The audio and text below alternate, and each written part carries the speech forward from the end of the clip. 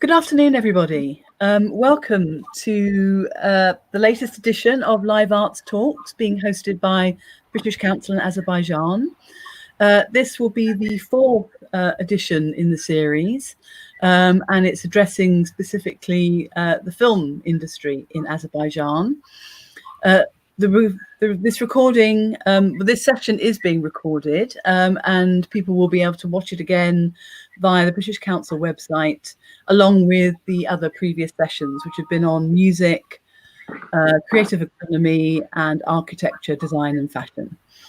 The series is designed to encourage conversations between cultural leaders and artists about their art forms and conditions of the day in Azerbaijan. It's a huge pleasure for me to be involved in this one. My name is Christine Bardsley. I work for the British Council film team, and I'm happy to say we've got a fantastic panel lined up to talk about the film industry issues and challenges and particularly opportunities that are present at the moment. Before I ask them to introduce themselves to you, I just want to give you a quick outline of how the session will run. We've got about an hour to talk. And because we don't have much time, I'm very happy for anybody who wishes to ask a question just to type it into the comments, and we'll try and pick up those questions as they go along and put them to the panel. So please don't save your questions up to the end. Please feel free to kind of ask the questions as they occur to you, and we'll try and address them all as quickly as we can. So without further ado, let me invite our fantastic guests to introduce themselves. And we'll start with Fikrin Bektashi.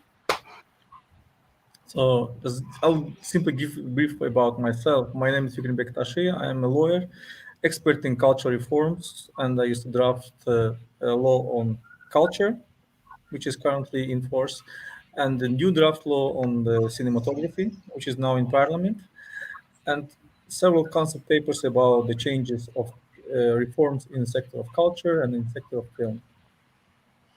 Thank you. Afsana, you next. Yeah, my name is Afsana Yusifova. I'm a filmmaker. I'm making both documentary and fiction. So far I have short films, but now I'm working on my script on feature-length film. So far that's it. Thank you. Javid next. Yeah, I am David Javid. I have graduated from the Westminster University as well as from the London Film School. I have made three short films. I'm preparing to make my debut feature, hopefully soon. Absolutely. And last but by no means least, Rufat. I'm Rufat Hasanov, and I'm a filmmaker. The recent feature that I shot is currently in competition at the Sarajevo Film Festival, and it's officially selected. It's going to start in 3 days, I believe. And I'm currently also head of the debut film studio. And yeah, that's it, I guess, for now. Fantastic. So I think a good way to kick off might be for Fikrin to talk a little bit about what the current situation is for the film industry in Azerbaijan, and then segue into what new reforms are being introduced and what the purpose of those reforms are. So Fikrin, maybe you can paint the picture for us. Okay, thank you very much, Christine. So, when we talk about Azerbaijani film industry in general, we should always remember that we were the part of the USSR, and we inherited many industries from USSR, and definitely film sector is one of those, one of them. So during the Soviet time, the film production initiatives were purely made by the state, and they were the state on the state order. All the movies were shot on the state studio and then were distributed among the Soviet cinema network. Our present state film policy almost the same. So actually, ministry legally and structurally can only do only invest or only support state orders. And definitely there is no any concept for clearly support or purely support of the private film productions, definitely private film projects, their distribution and promotion. So film department, existing film department within the ministry is an integral part of the ministry, and it doesn't have any independency on the film financing or film selection and so on. And everything comes from the by to the minister and executed under the minister's special order. And so many projects developed at the private production companies are facing certain kind of restrictions made by legal and structural frames.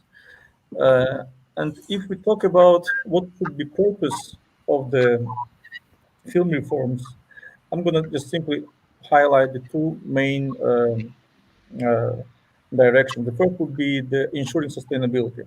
So uh, that means that the, we, together with the Ministry of Culture, should build an environment where the external factors like coronavirus or other any kind of factors have less impact on production distribution and more more freedom to private production companies and less participation of the state in production and distribution. And the second would be the extending awareness about the film. So Azerbaijani films and filmmakers should be well known outside the country. So there should be a lot of efforts related to the networking, joining the international networks, establishing of certain kind of tools and mechanism to integrate our private individual film directors into the world community.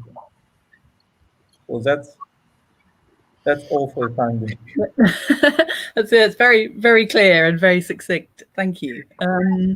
So I think let's ask some of our filmmakers how they view these proposed changes and how they think that might affect their own work. Afsana, could I come to you first? What do you think? I hope for changes, of course, and I hope for reforms because, I mostly attended, for example, a lot of workshops and festivals, mostly in Georgia. And there were wonderful workshops there. But here, it is just started because here, film festivals just emerging, for example, Doku Baku or Baku Short Film Festivals. And it is just starting that we are inviting here filmmakers. Just before this, we didn't have opportunity here to learn from somebody. There is only now. Like you start doing your film, you are stuck somewhere, and you need a mentor, and you don't have somebody to go. Yes, but now you have and we had for example only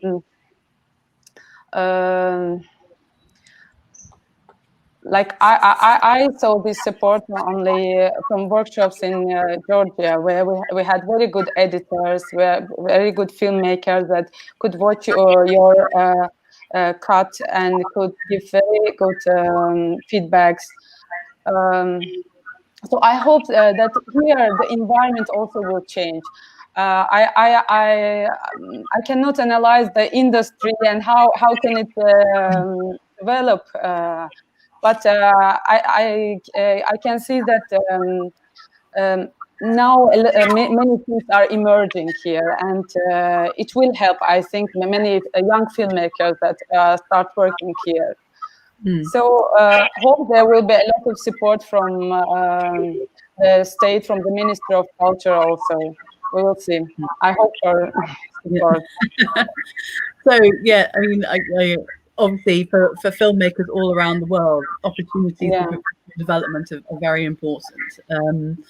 I see. Obviously, if I could go to David, as you know, you mentioned you had some of your film training in UK. Did you choose to go to UK because there weren't, presumably there weren't any options closer to home, or was there a particular reason you wanted to study in UK?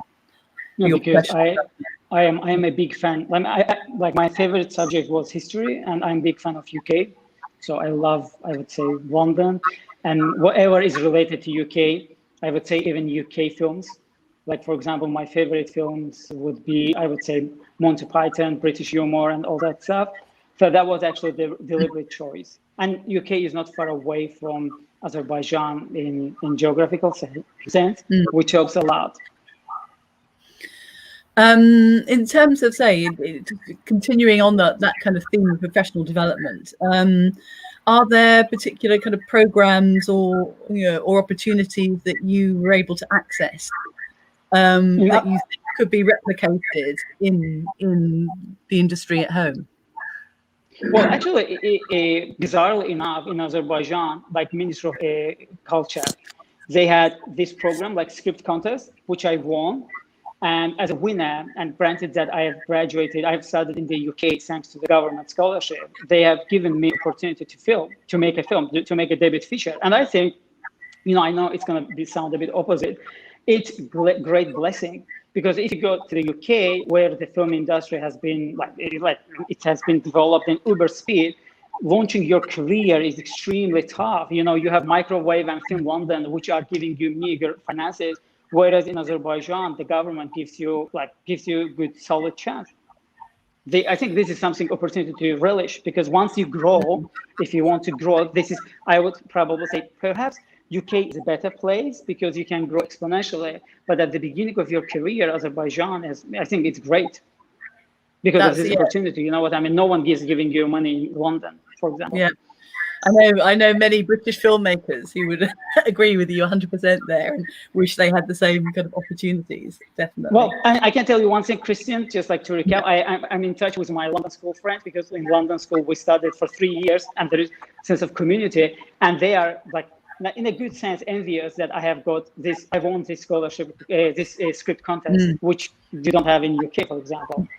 Absolutely. And I think that also kind of goes back to what Fikrin was saying about the object of the reforms are to kind of internationalize the sector in Azerbaijan, and that can work both ways, because as I say, it can also offer opportunities for other filmmakers to maybe look to work with partners within Azerbaijan. On that note, perhaps I could kind of turn to Rufat, because as well as being a filmmaker, of course, you have your own studio. So, maybe what are your views on the changes that are coming down the line? Well, I both agree and disagree with my colleagues, and I'm going to try to explain why. Well, I definitely agree that there's a lot of work to be done in terms of systematic reform, like in terms of establishing a film commission, in terms of establishing a film fund, in terms of being integrated into the international cinema context in general, whether it be Eurimage or Creative Europe, or you name it. However, there is a really interesting tendency, which I think we can't help but notice. Throughout the past 7 years, and I take pride in being a part of this process. Within the next 5 to 7 years, there has been a wave of independent young Azeri cinema, which has already proven to be quite successful internationally. In 2013, a film that my colleague Elvin Abugazal and myself, we shot for a ridiculously small amount. It's not even like a low budget. It's a no budget. Something around $10,000. We shot that film, and we got into Locarno competition, and Locarno is like one of the leading film festivals in Europe and the world. And then we've had directors like Tamer Hajiyev this year in Cannes. We've had Omar Manaf win Rotterdam Superfleet Prize last year. We've had Hilal Baydarov in Venice official competition, main competition this year. And all of those films, they've been shot with like practically no budget, and that's no secret. So it's not even a matter of tens of thousands; it's a matter of thousands. Like when I talk about the budget of these films. So I think you know, on the one hand, of course, we are eager and we are striving for reforms and modernizing the film industry because it's quite archaic, and in many senses it's still in the process of being formed. However, I think that the obstacles that we encounter along the way, they are a huge creative impulse, and I think, you know, whatever doesn't kill us makes us stronger. True. And there's also obviously a saying in English that, you know, necessity is the mother of invention, of course. There you go. Which I think many people have been discovering, obviously, also during this whole COVID-19 scenario as well, which obviously has you know, caused massive problems in terms of film production all around the world, and people are having to be very creative and finding ways to kind of restart those productions in the meantime. But going back to your comments, I think, you know, you were speaking, you know, not just to the kind of aim of internationalization, but also sustainability. I'm really sorry to interrupt. If I could just add one small thing, like regarding your question and Afsana's comments. For example, we at Debut Film Studios, we just had a month-long online masterclass with Andrei with Andrei Zvyagintsov and Christopher Nolan and Lars von Trier's sound engineer, and we've had like, you know, Tamara Tatishvili, who I assume Fikrin is very well acquainted with. So we've had like international specialists in very different spheres give out, you know, free master classes, and we've had over 900 users throughout this month. So when we talk about some positive tendencies, we should you know, it's not as gloomy as for example, you know, Afsana portrayed it, that, you know, there's like Georgia. No, I'm not. No. I think there is definitely like some positive movement. Of course, there is like a lot to learn, you know, and a lot to strive for. But then again, I think that we're lucky because there is this you know, natural sort of like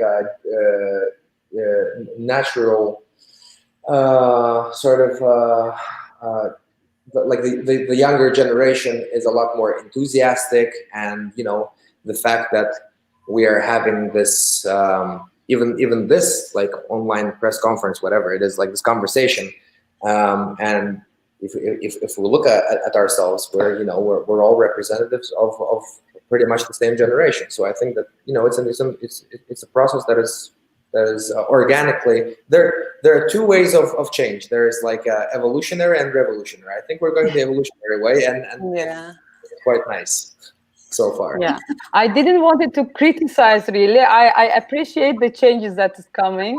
Yeah. I hope. I told really that it is just coming now. I didn't know before you, Rufat, nobody did it, right? It was a miracle to see Zvagintsov, right, online. Well, I mean, I'm not sure, but like I have a feeling that, you know, Salam Cinema is doing some projects inviting foreign filmmakers to showcase their work and you know, have a host Q&A section. Q&A sessions afterwards. As you mentioned, Dr. Baku and the British Council has done like, you know, projects in this sphere before. So I mean, yes, of course, it's not like ideal, but I think that there is definitely some positive movement that we shouldn't ignore. I agree with you. Just a brief comment, if possible. Yes, please. Thanks, Rufat, to remind me the Avanti program and the Tamun Bakishvili. And we were there in 2003, almost 17 years ago. And that was the first unique film development training for lawyers, producers, documentary film directors, short film directors, and feature film directors. And can you imagine that all of them were engaged into film production from the beginning, at the level of idea we all have been attended pitching trainings, the contracts, all the copyright issues. We got the advanced level knowledge. Besides that time, we also signed a petition for UNESCO Cultural Diversity Convention. As a lawyer, I also signed this. So yes, all those movies shot.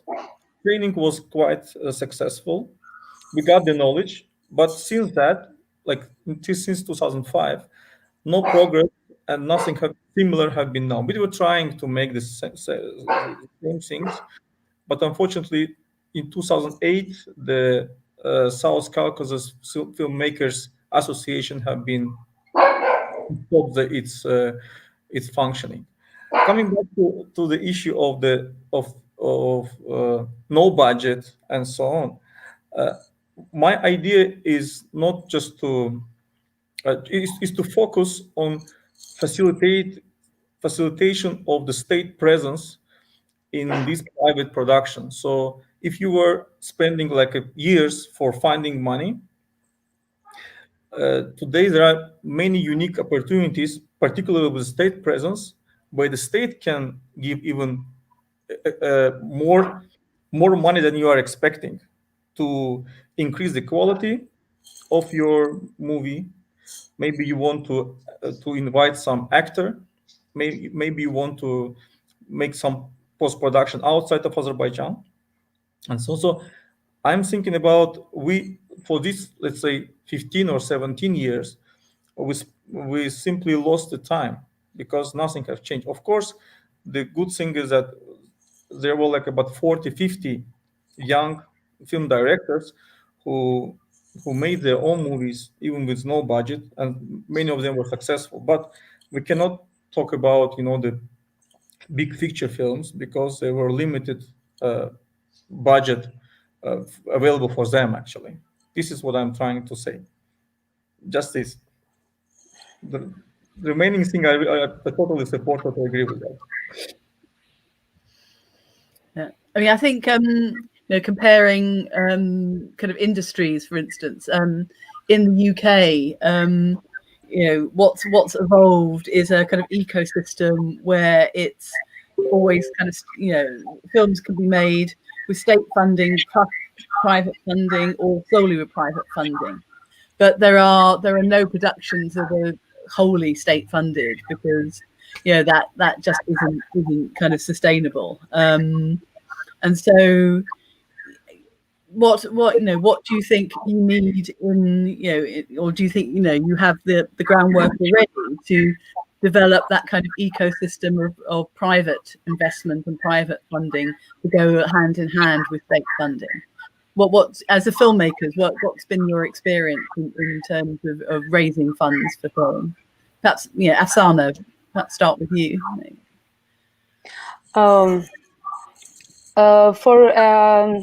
I can talk about my experience. I was making a film about autism. It was a documentary, and it has a very, very small budget also. It was supported by the medical center, Medina, where the autistic kids are coming. And now for my another short, frankly speaking, I also want to make it with no money because when you are doing it by yourself, you feel really free, because when you take money, you are a lot of I'm a lot of sometimes scared that I'm not doing well, or I can fail, but it is I feel much more free, making I would like to make my first short, the next short. I mean, by myself with my friends, like taking only, paying only for camera and for sound. I don't know. I don't know how much private sector will be interested in such films as we are doing, because they are not selling in Azerbaijan. I think even commercial films are not that much selling in Azerbaijan. So I cannot say, maybe Fikrin or Rufat knows better about it, but I think it's hard to find for documentary or for your short, even fiction, for those films. They might be only interested if you, I don't know, go for a festival, but you never can be sure about it, right? So I don't know really how much private sector might be really interested. I mean, for documentary, that's traditionally always been a kind of challenge, of course, but as opposed to fiction. I mean, David and Rufat, you've both made kind of fiction features, I think, or you're about to make your first fiction feature. So, how easy or otherwise has it been for you to kind of raise money for that? You want to go first, David? Okay. Yes, I'm younger, so. Well, so far I've made actually 3 shorts, and in all of them, like first one was about Captain Scott's expedition. We filmed in Norway, pretending it to be Antarctic. So that was very expensive, but I knew it beforehand.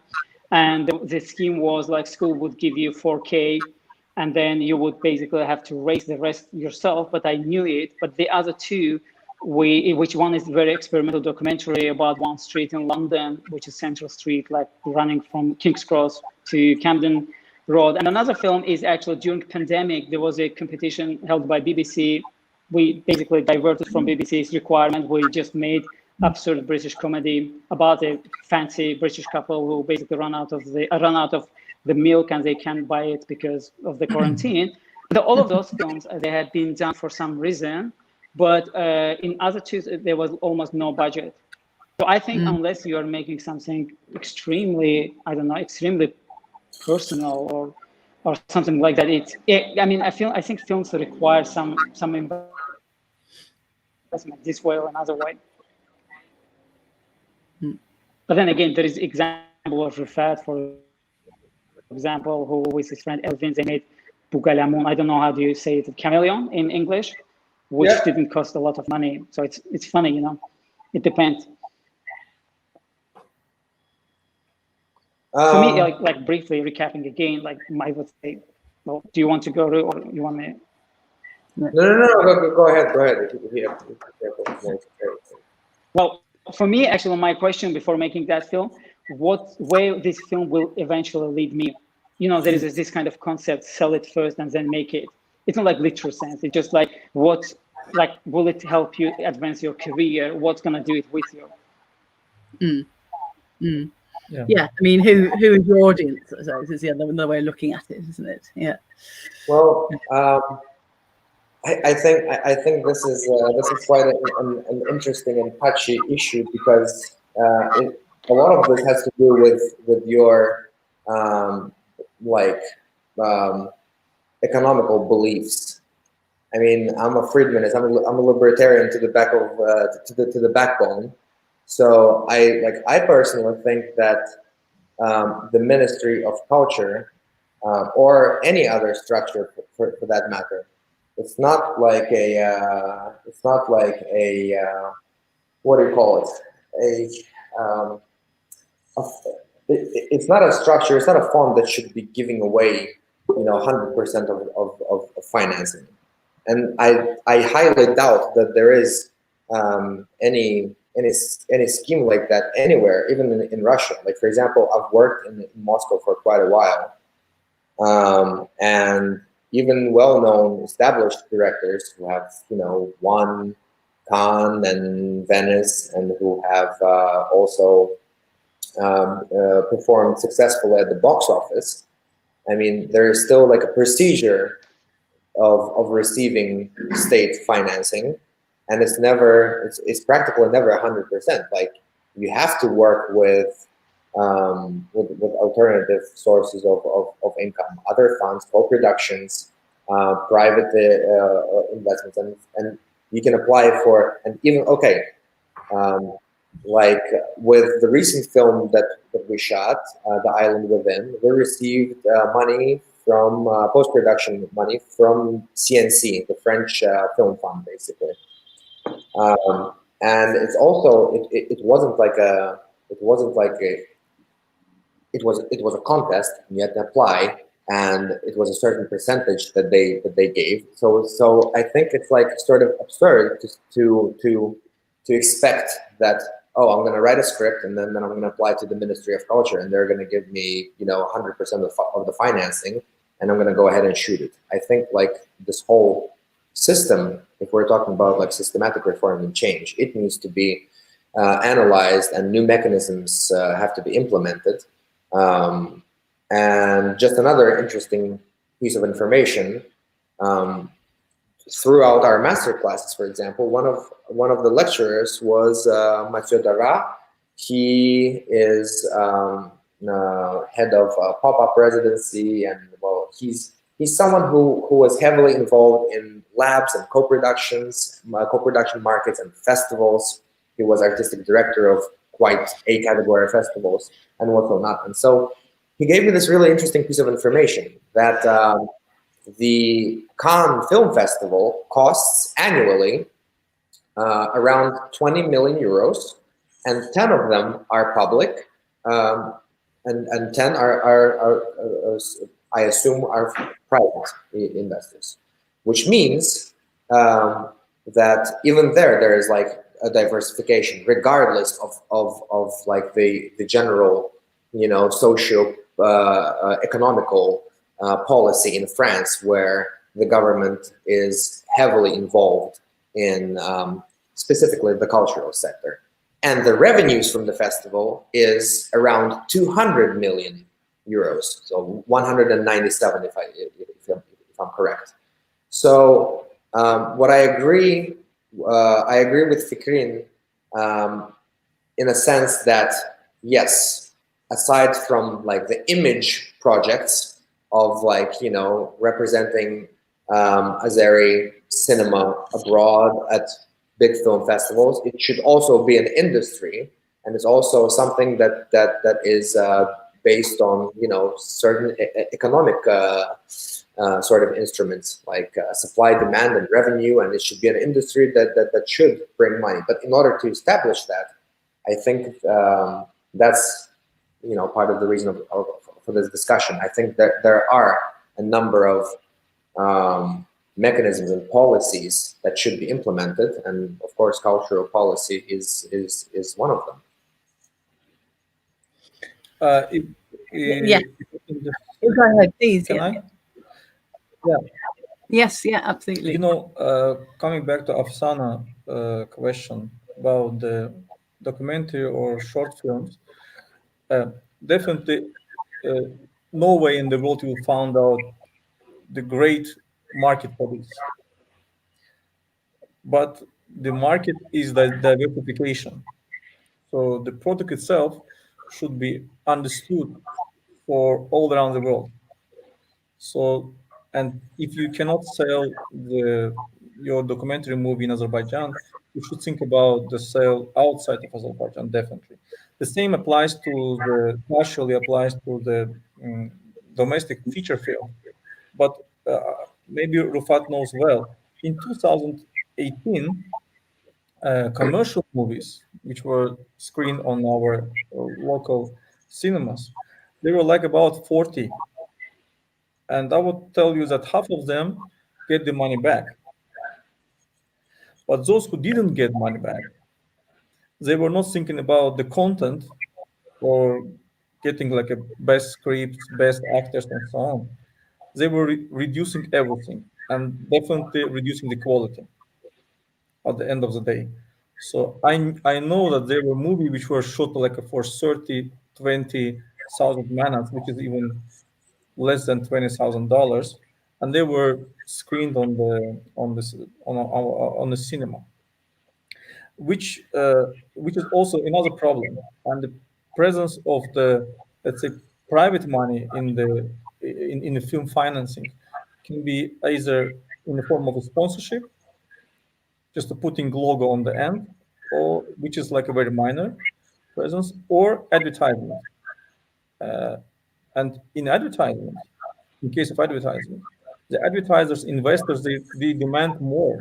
And sometimes you should change the script, change the idea, the script line, and to add some stupid advertisement into the movie, and which cannot happen in serious movies, in commercial Fincher movies. did it. Fincher did it with Fight Club. There is Pepsi all over the place. I mean, No, but in our case, it's like a stupid way, It's not like a hidden advertisement. in our case, actually, just as a reverence to you, yes, of course. What you mentioned about 2018 and all those commercially successful films, well, they're not films. They are just. That's the whole thing. If we're talking about cultural policy, I think this is extremely important. Okay, so we need to find the right balance between revenue and economic the economic part of the matter. But at the same time, I mean, we are all representatives of a rather. I mean, I think one of the things that we should definitely consider is the impact that those quote films have in general on the audience, on the formation of taste, on its impact on like the arts and culture sector. I mean, let's put it this way. I think it's visual and intellectual pornography that was shoved down our throats. And just because it was making back money, and the only reason why it was making back money is because it was shot, as you said, for very, very little money, and so obviously the more people come, the more tickets you're going to sell. But it's not like, I've had this discussion before, and there are people who present that as sort of like a positive tendency. But I highly disagree with that, because I think that the harm that we received is a lot bigger than the profit that those films made, because now we have to work twice as hard to sort of fix this curve of taste and the general attitude towards what cinema is. And for me as a filmmaker, it's like a very sacred thing. I don't think that we should be lowering down the expectations and the taste and the general. You get my point.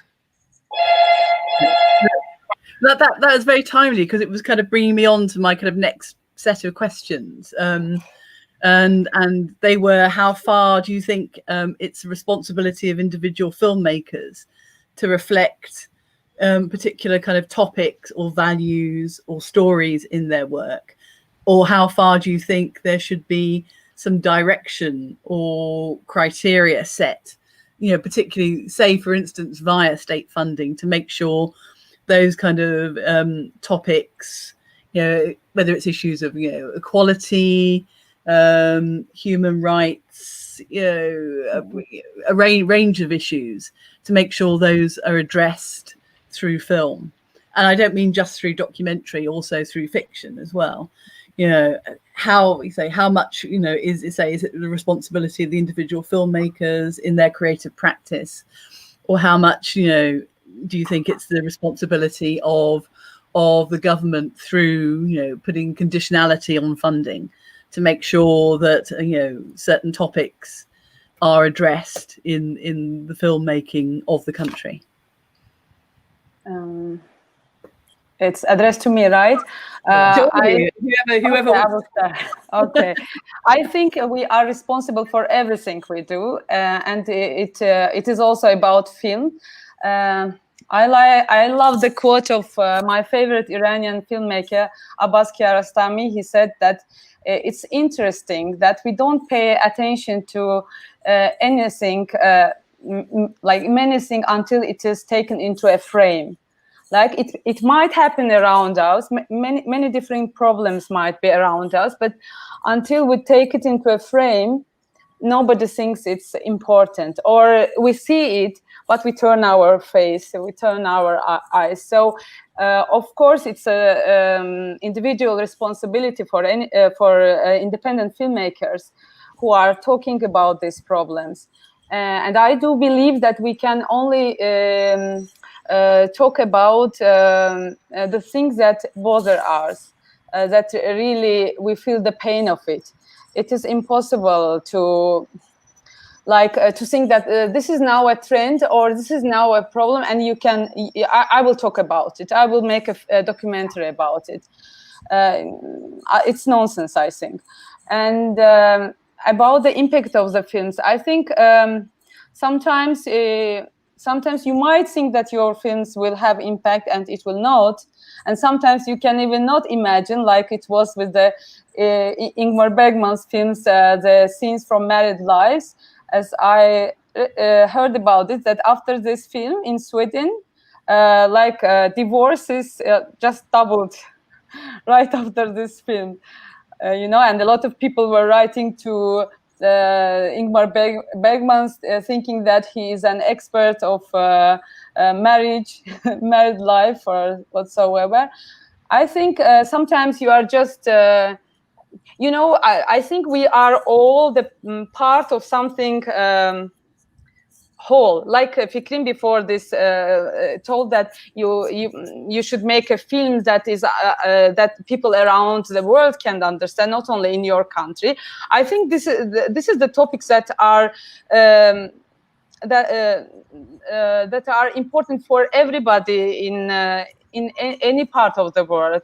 And if you are true about it, if you are clearly talk about it, and then it can touch like many people and be understandable anywhere in the world, starting from your own country. And yes, I mean, I think it is a responsibility of what we are doing and what we are talking about. Great. Okay. Yes. David, is there anything you wanted to add to that? Or Fikrin, sorry, go ahead. I just want to give some comment. There are two ideas, about the filmmaking and targeting certain topics. That's at the individual level is approach and opportunity for film director to raise certain problem, and that is initiative coming from the film director of production company and so on. Mm-hmm. From other point, there should be certain very strong monitoring system coming from the state. They should monitor internal and external markets to identify the major topics and to address those topics somehow. But it's not the issue of the pushing someone to shoot the movie in particular topic, but to certain kind of indirectly, start a competition about certain topics, and to see what the film directors can do about this or can say. And this is not only the issue about the filmmaking. I'm thinking that film industry also is certain kind of reflection of the literature and art in general, and the movies are also the adoption of the literature works. And if the film general cultural policy is dedicated to target those things as well in the literature, arts, music, and so on, definitely the film directors can simply benefit of this, and ministry should keep the balance by monitoring, studying, sharing the information, and so on. Yes, I mean, that's always, traditionally throughout time, it's been the role of the artist to reflect society, isn't it? Hold up a mirror to society. Yeah, absolutely. And again, that kind of brings me on to what was probably the kind of last kind of question I wanted to raise for everybody, is in thinking, again, touching on what Rufat was saying about educating the audience, developing film literacy within your audiences. What ways do you think that that could be improved, and do you think specifically that maybe the kind of huge growth of online in terms of platforms and streaming, does that give a kind of an opportunity to reach more people, and you say also develop their appreciation of film through using online methods, and if so, how could that best be achieved? Maybe Javid, you want to add something about That's this? a very tricky one. Yeah, but I feel Azerbaijani audience, just like the audience anywhere, they're very complex. For example, even if Netflix in Azerbaijan is not as rich in library as it's in US or UK, but it's still, you would see a lot of people watching, like following like the most up-to-date films and everything else. But the question is, what kind of product you're giving to them? You know what I mean? Because sometimes Steven Soderbergh once spoke about this kind of feeling of self-importance or that directors have. Yet, yes, the job you are doing, you're spending 2 years of your lifetime to certain feature film. It's the most important for you, but it doesn't mean it's the most important thing. Nowadays, we are bombarded with so much amount of information. How do we know which one is good or not? But what you can do within the frames is very important. You know what I mean? Within the opportunities that you are given. So I can even interlink this to previous question. I think filmmaking and in general, making films should be a little bit like business. It shouldn't be just hobby, because it's hobby something you spend your time, no one cares about it. It should be something that is relevant for you. You cannot fake it. You cannot make a great film on the topic you don't care, but at the same time, that topic must be interesting for many people, for the mainstream people. Just like there's one famous writer of EastEnders, the famous TV show in England, John York, who says, he basically brings very simple realities, that you need to take local value and find a way how to make it universal without betraying any sides. You know what I mean? And it's so easy to see it in black or white, whereas there is so much like color palette in between that we often basically neglect. Yes, the shades of grey in between, absolutely. And it's the universality of kind of human experience, which makes a film authentic, to more people who are watching it. Online obviously has grown exponentially, and particularly at the moment, helped by COVID-19, when more and more people are obviously online is the only way they can consume film at the moment, because in most countries cinemas are either not open yet or are open in a very limited form. And of course, consuming film in that way is a different experience to the collective experience of sitting in a cinema. How much do you think that's going to inform or not inform your filmmaking in future, thinking how it's going to be consumed in the end? When you're starting to make a film, are you thinking primarily of a cinema audience, or are you thinking about an online audience, or are you now thinking about both? And I suppose this also goes to broadcast as well, and that's an area we haven't touched on in terms of what the broadcast scene is like in Azerbaijan in terms of opportunities for artists. But do you think online opportunities are going to change the way that you make films, or not? Well, I definitely think so. I think it's the direction we're heading to. Because one day, cinema used to be one of the huge entertainment, sources of entertainment. Now it's changing. Now it's much easier to access through your phone. Now there is Netflix, which has revolutionized the market. And I don't think cinemas are going to die, But I think if you want to reach as much audience as possible, taking into consideration how to make it appealing in terms of online market is going to be, I think, is going to be critical.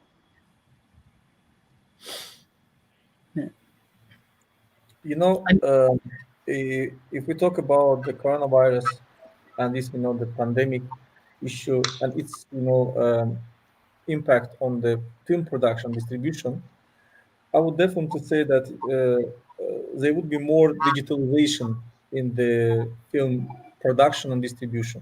So people now are thinking more about diversifying of their distribution and using more computer graphics, some other stuff to, or I mean not but more indoor certain kind of shooting other than going to some rooms, pavilions, and so on. Outdoor actually is going down. I mean, the all total volume of the outdoor shooting, I would say.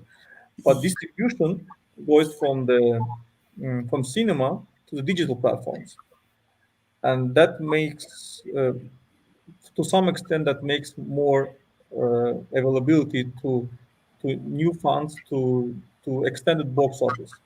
Like if we say only about Netflix, but then there are many other alternative distribution ways to sell the movies and so on. Like now, Yandex is also quite popular. Mm-hmm. And from other side, video on demand or cable TVs, they're also another source of income. And now their portion in the distribution became large every month, I would say.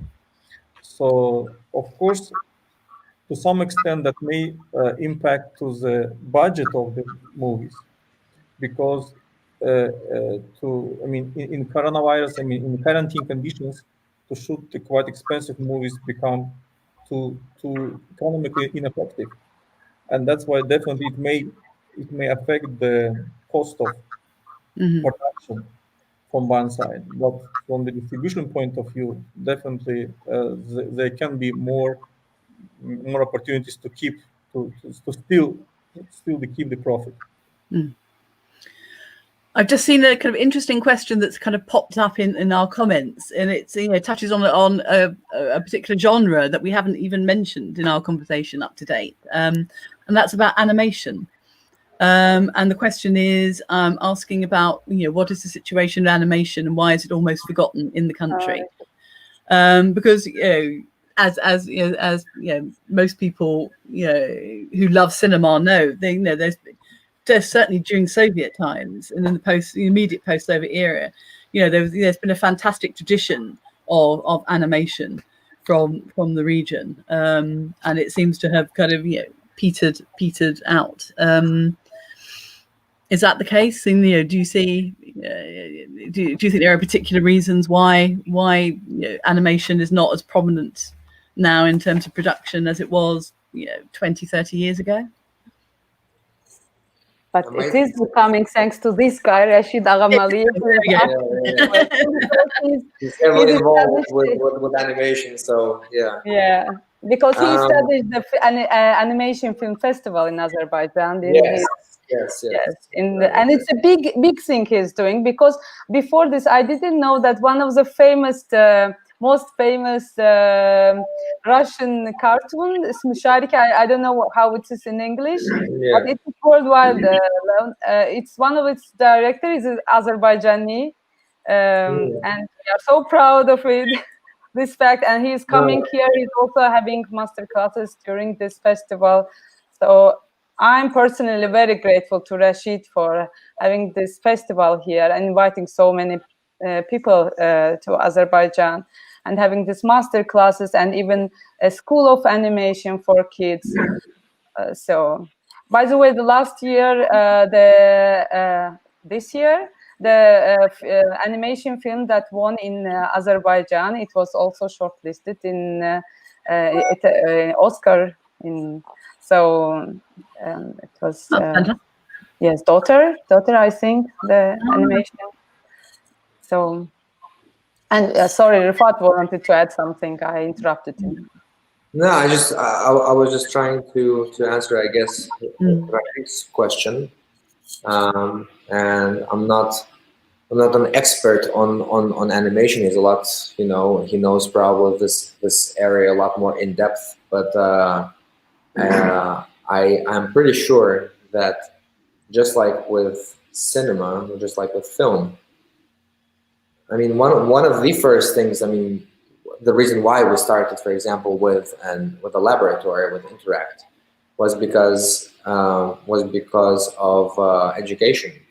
And I think that, like, if we're talking about serious reform, then I mean, education is like the number one step, because especially in animation, because it is such a hands-on, such a practical thing, and especially when we're talking about modern animation, it's not like back in the day drawing frame by frame or doing stop motion. Of course, there is that as well, but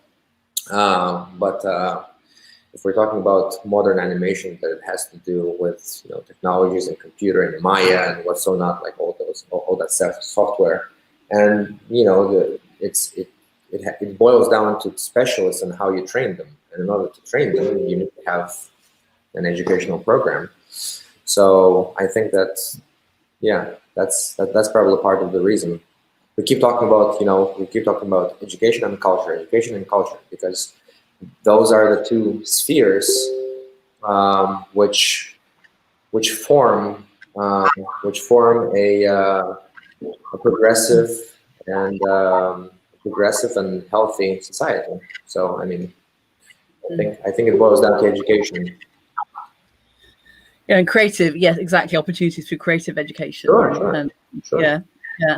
I mean, something else, again, a question I was wanting to ask is whether, going back to the issue of developing kind of film literacy in the new generations, the UK addressed this by setting up a charity who work specifically with introducing children to film, and they worked hand in hand with the school system. So there are film clubs in British schools, so that introduces children very early to film and to appreciating film and to understanding film, not just in terms of consuming it. I wondered if you have anything like that in your system, or whether, if you don't, whether you think that would be a good development and a good direction to go in terms of say, building an appreciation of film in the up and coming generations. Is that something? It's like a Mexican standoff. Who's going to talk first? Okay. About literacy, getting literacy, I think it's all about watching good films, I think. And in Azerbaijan, it is really developing we have this Yarat, we have the Salam Cinema, where you can watch films. About educating the kids, there is a film school in Azerbaijan, how it's called, Azerbaijan Kinematografçılar İttifakı. Rufat, can you help? The Union of Cinematographers in Azerbaijan, and Rustam Ibrahim Bayev opened the film school there for screenwriters and directors. And as far as I know, there is also a group of kids from like secondary school who is coming there. They are writing short scripts, and I don't know whether they are shooting or not, but definitely writing scripts. And they are reading there, they are watching the films. So this is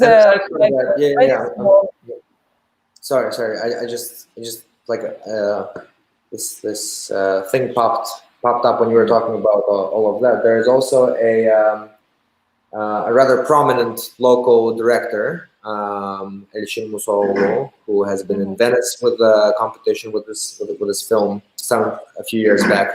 So he established this young cinematographers club, and actually, I believe, if I'm not mistaken, 2 of his students have already performed quite well in international festivals, including like Palm Springs and I think a student Oscar semifinal.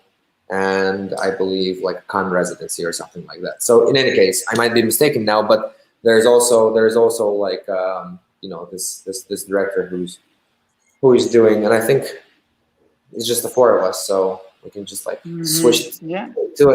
we can switch to Azeri and like talk about something else. Yeah. Yes, there is another interesting question coming up in our private chat about the existing of the governmental monitoring is mentioned, but is general urgent subjects such as domestic violence or early marriages also censored? So what is the general attitude of you maybe to the censorship? What do you think, to what extent we should have a censorship in the cinematography?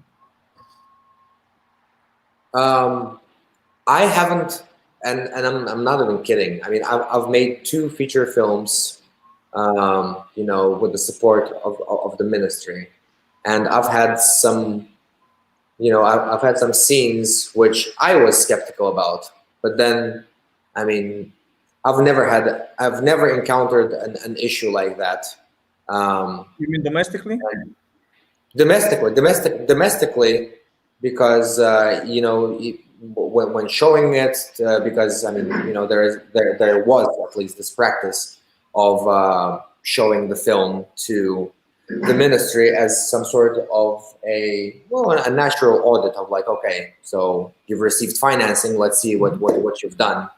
And I mean, I've had some things with the commercial thing that I did with Yokta Barasabat, where there were things like Senin Musigin Vatan Dale, and it was shot in like Vatan movie theater.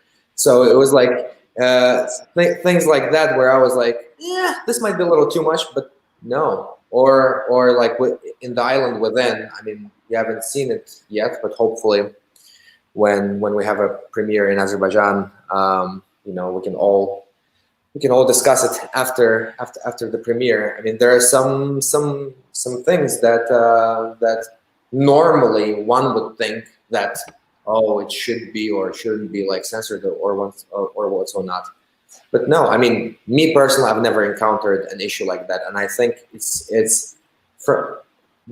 a very that's a very subjective opinion, obviously. So so that's just my opinion. But I think that most people who talk about that generally shall be any criteria for censorship in Azerbaijan generally, and what is the purpose of censorship? Is a certain kind of restriction of the film to certain age category and so on? Well, I mean, that's a normal practice, right? Because when we were discussing some time back, the whole R rating and plus 12 and plus 16 and what's not. I mean, of course, there is certain content that shouldn't be exposed to minors. There is certain content that shouldn't be exposed. Period. Of like pornography and what's not. I mean, you're a lawyer and you probably know that a lot more in depth. But I mean, there are certain things that I guess are censored universally, and it's not just a matter of like the region or a specific location or country or what's not. Actually, a really funny story that I remembered. One of my all-time favorite directors, Top Solons, he had this scene that he shot for a film that is, I'm afraid I'm not going to remember the name, but I think it's called Storytelling. There you go. Where there is an act of coitus between a man and a woman, and I'm afraid to give you false information, but I believe that it was shot like pretty much documentary style, pretty much. And so maybe not, again, so don't take my word for it. But the fact is that there was this act of a sexual act between a man and a woman. And I believe that in accordance with the studio regulations that sponsored the film, it was supposed to be like an NC-17 rating or what's or not. So long story short, in order to bend those rules, the director Todd Solons just like put a giant red square, just to sort of like bend those rules. there are all sorts of like different things, but these are things that need to be regulated, by lawyers like yourself, and we creatives should find ways to bend those rules. To avoid. Afsana, have you ever faced any kind of censorship related to your movies? So far, no, and because I didn't show so far my film, it's in post-production. But there were specific topics here, right? Domestic violence or early marriages. I don't think that it is a forbidden topic in Azerbaijan, because I have seen a lot of social short films made on these themes. I don't think it's a forbidden thing. There is like this film, a short film, İki Güller, that was made on a yes, exactly. And then there was the trilogy that our colleague Emir Guliyev shot, that has to deal with it, and it was shown in movie theaters. So I think it's a bit exaggerated. And in any case, I have a feeling that we're having like this really cozy conversation, because at least these two topics are not forbidden in Azerbaijan. I think. I think we're having this really like cozy conversations, just the four of us, because it's over an hour, and I think that's the reason why we lost Christine, and I assume everyone else, because anything over an hour, I believe, is okay. There you go. And then we can wrap up.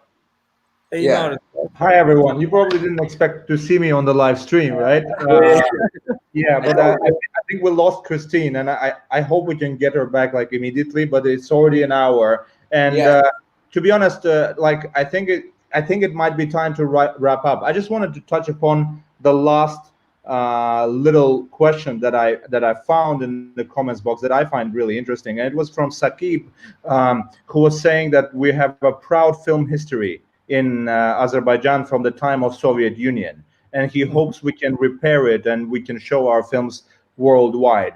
And just a quick question from you, just one sentence from each of you, and I think it would be very interesting for our audiences.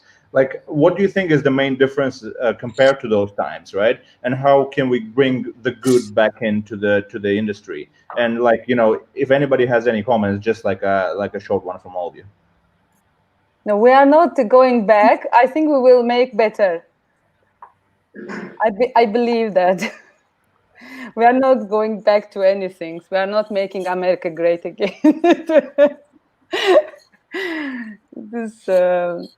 I believe in new filmmakers much more in Azerbaijan, and I believe that we will have better films, and we already do have. So it will be something new, not going back. Of course, we have good films. Some we are watching each year, but I do believe in really new filmmakers, emerging filmmakers in Azerbaijan. And Fikrin, David, Rufat, any thoughts on that? I believe that there is no way back. Definitely. No to content, not to way of shooting, not to way of distribution, not to way of understanding. So definitely everything should change dramatically. And the first, we need to, of course, the ministry should change the way of management, way of engagement with the private sector, with individual film directors. And film directors should engage with all audience, should via digital platforms, online conversations, should share their thoughts about movies, their project, and so on, to keep everyone updated about what's going on and so on. So by that, maybe to contribute somehow to the big sales and so on. So, and ministry definitely should contribute to diversification of the broadcasting, definitely, and to extend the way of broadcasting of the national movies to the global audience. So I guess that there should be some mixture. So there's no way back at all. Thank you, Fikrin. Just to say, Christine is back for the very end. And we're so many apologies. My internet crashed. I think it's like David and me and then Yeah. Just to update you, Christine, we've gone through some of the questions, and dear audience, if there's any questions that we haven't answered, we're just short on time, but we'll send them to our speakers, and we'll hopefully get back to you, because we always get back to you about all the comments in the messenger if we don't have time. Speakers, do you have anything to add about any of the questions that you wanted to mention? Just to add to the question that you asked about, like the Soviet past and what's or not. I think it was like a whole different system. It was a whole like different economic approach. It was like, you know, a state-funded industry, 100%, and of course it's like completely different now. So I don't think that this analogy is even relevant. I mean, you know, things have changed, and like the way like economy has changed, the way like the general approach has changed, and well, surprise, surprise, like we live in the 21st century. So I mean, we have to adapt to like completely new mechanisms and new tools and new ways of sort of doing just like anything, sort of, especially when it comes down to a vibrant sector like the film sector. So I think, yeah. Evolutionary, as you mentioned at the outset. Yes, absolutely, 100%. 100%. Thank you for the comment. Right, Christine, I'll leave it to you to wrap up. Yeah, well, I think that's probably a great note to end on. It's been a fantastic conversation. Thank you so much for giving us your time to take part in this. Yeah, it's been very enlightening for me. You know, so I'm sure it's been equally enlightening for all of our viewers as well. Brilliant. It's been just to recap, a recording of this session will be available to access through British Council website, and also I think through Facebook as well. I think that's correct. Yep. So if you want to watch it back, or to you invite other people to watch it, please do. And yeah, it just remains for me to, on behalf of British Council, thanking you all for giving up your time. It's been a real pleasure. Thank you. Pleasure to meet you, and good to see you guys. So thank you. Good to see you. All right. Bye-bye. Brilliant. Bye-bye. Bye-bye. Bye. Bye. Bye-bye.